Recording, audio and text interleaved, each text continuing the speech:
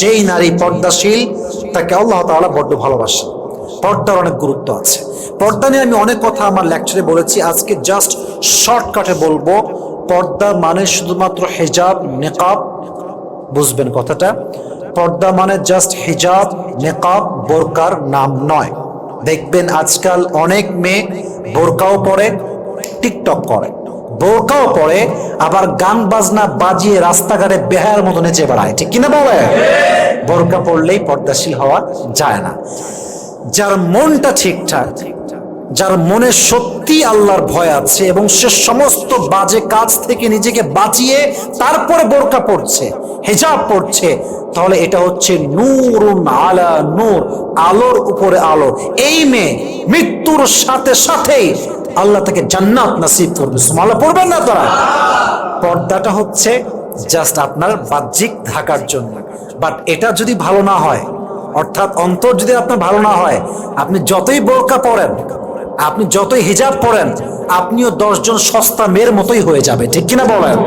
আল্লাহ প্রত্যেকটা মা বোনকে পর্দাশীল হওয়ার তৌফিক দান করুন, সকলেই মন খুলে পড়া আমিন। 11, যেই নারী, এটা আই থিঙ্ক আমাদের সবার জন্য জরুরি, যেই নারী একজন পুরুষকে শুধুমাত্র এই জন্য বিয়ে করতে চায় যে এই পুরুষকে বিয়ে করলে আমি দিনের পথে আসতে পারবো, আমি দিন মানতে পারবো, আমি আল্লাহর রাস্তায় চলতে পারবো, আমি হিজাব মেনটেন করতে পারবো, আমি 5 ওয়াক্ত নামাজ পড়তে পারবো, আমি তাহাজ্জুদ পড়তে পারবো, আমার জীবনটা আরো তাকওয়া হবে, আমার জীবন আল্লাহর ভয় আরো আসবে, আমার চেহারায় নূর আসবে, আমি আল্লাহর দ্বীনের পথে ফিরে আসবো, এই চিন্তা যে নারীর চিন্তায় আছে, ওই নারীকে আল্লাহ তাআলা নিজেই ভালোবাসে। সুবহানাল্লাহ পড়েন সবাই। আল্লাহ তাআলা ভালোবাসেন, ওয়াল্লাযীনা জাহাদু ফীনা লানাহদিয়ান্নাহুম সুবুলানা। যে ব্যক্তি আল্লাহর রাস্তায় আসার চেষ্টা করে, আল্লাহ তার জন্য হাজার হাজার পথ খুলে দেয়। সুবহানাল্লাহ পড়বেন না আপনারা? তো যেই নারী পুরুষকে বিয়ে করতে চায় জাস্ট আল্লাহর জন্য, দিনের স্বার্থে, যেমন দেখেন সানা খান, সে বিয়ে করেছে কাকে? একজন মুফতি সাহেবকে। সানা খান কে? Bollywood actor. Can you imagine that? Bollywood actor মানে কোন লেভেলের হতে পারে? আই মিন দুনিয়া লেভেল তো অনেক বড় হতে পারে, বাট আল্লাহর চোখে অনেক নিচু বান্দা সে, কারণ তার পুরো জীবনটাই হচ্ছে আউট অফ ইসলাম। যেই মেয়ের পুরো জীবনটাই উল্টা পাল্টা, সেই মেয়ে যদি একজন মুফতিকে বিয়ে করতে পারে, তার লাইফ চেঞ্জ করতে পারে, আল্লাহর পথে ফিরে আসতে পারে, বোরকা পড়তে পারে, হিজাব পড়তে পারে, আমার দেশের মেয়ে নায়িকারা কেন পারবে না? যুবক ভাইরা, ঠিক কিনা বলেন? এটা বড় একটা মোটিভেশন আই থিঙ্ক। এবং আমরা যা দাড়ি টুপিওয়ালা আছি, this is my personal point of view, এটা আপনার একমত হলেও আমার সমস্যা নাই, একমত না হলেও কোনো আমার সমস্যা নাই। একজন মেয়ে যে পারিবারিকভাবে দিনের বাহিরে বড় হয়েছে, যার দিনদার পরিবার নয়, পুরো জীবনটাই দিনের বাহিরে বোরকা ছাড়া, pant, T shirt, tight fitting dress সারা জীবন পরেছে, বাট মেয়েটার মনে মনে ইচ্ছা যে আমি দিনের লাইনে আসবো, আমি দিনদার হব, just lacking of life partner. এমন কাউকে সে পাচ্ছে না যার মাধ্যমে সে দিনের লাইনে ফিরে আসবে।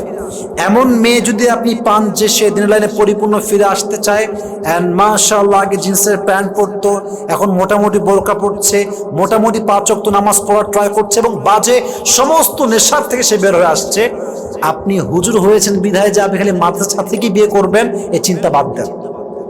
মাদ্রাসার ছাত্রীও যেমন ভালো, একজন স্কুল কলেজ ইউনিভার্সিটির ছাত্রীও ভালো হতে পারে যদি সে ভালো জীবন সঙ্গী পায়, ঠিক কিনা বলেন?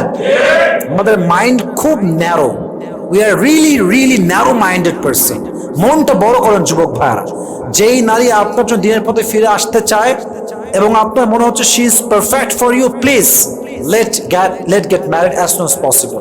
যত দ্রুত পাওয়া যায় বিয়ে করে হালালভাবে জীবন যাপন করবেন, ইনশাআল্লাহ। পর্দাশীল নারীকে ভালোবাসে একজন, আওয়াজ দিয়ে বলেন তো তিনি কে? 12 নম্বর গুণ, যেই নারী আব্বা আম্মাকে ভালোবাসে আল্লাহ তাআলা তাকে ভালোবাসে।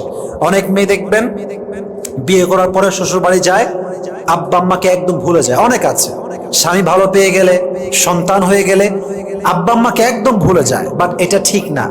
যে নারী আব্বা আম্মাকে ভালোবাসতে পারে আল্লাহ তাআলা তাকে বিপদের সময় বাঁচায় দেয় এবং আল্লাহ তাআলা তাকে প্রত্যেকটা সময়ের জন্য ভালোবাসার সাথী হয়ে যায়। সুবহানাল্লাহ পড়বেন না আপনারা সবাই? আমরা 12টা গুণ বলেছি, নট ইন ডিটেইলস, আমরা প্রেসাইজলি বলেছি, যতটুকু পারা যায় আমরা চেষ্টা করেছি। আল্লাহ প্রত্যেকটা মা বোনকে এই 12টি গুণ তাদের জীবনে ধারণ করার তৌফিক দান করুক। আমরা সকলেই মন খুলে পড়ছি আমিন। আল্লাহ প্রত্যেকটা মা বোনকে পর্দাশীল হওয়ার তৌফিক দান করুক, সকলে পড়া আমিন। আল্লাহ প্রত্যেকটা মা বোনকে দিনের লাইনে এসে দিনের খাদেম এবং পরিপূর্ণ একজন দায়ী ইলাল্লাহ হিসেবে, অর্থাৎ সে যেন ইসলামের জন্য কাজ করতে পারে, ইসলামের হয়ে কাজ করতে পারে, আল্লাহ সে তৌফিক প্রত্যেকটা নারীকে দান করুক। আমরা সকলেই মন খুলে পড়ছি আমিন।